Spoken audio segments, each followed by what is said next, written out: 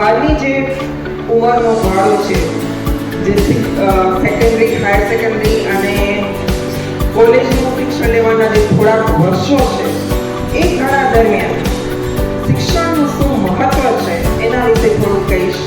કેમ કે તમારામાંથી ઘણા બધા એવું સાંભળતા જોવા મળે છે કે અત્યારે અમે ભણીએ છીએ એનો આગળ ઉપયોગ શું. તો પહેલાં તો હું તમને એક સુરતનું એક ઉદાહરણ આપીશ. ચીની વાંસનો એક વૃક્ષ છે, એને ખાતર આપવામાં આવે છે, પાણી આપવામાં આવે છે, છતાં પણ 4 વર્ષ સુધી એનામાં કોઈ ગ્રોથ, કોઈ વિકાસ દેખાતો નથી. એના પાંદડા કે ડાળીઓ કે કંઈ જ પણ 4 વર્ષ સુધી નથી દેખાતું.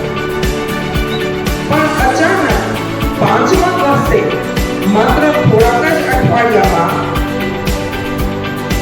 70 થી 80 ફૂટ ઊંચો થઈ જાય છે.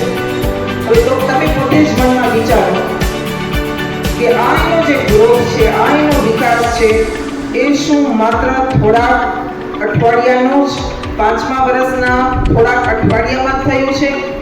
મનમાં વિચારી રાખો આ પ્રશ્ન. માત્ર થોડાક અઠવાડિયામાં થયું છે?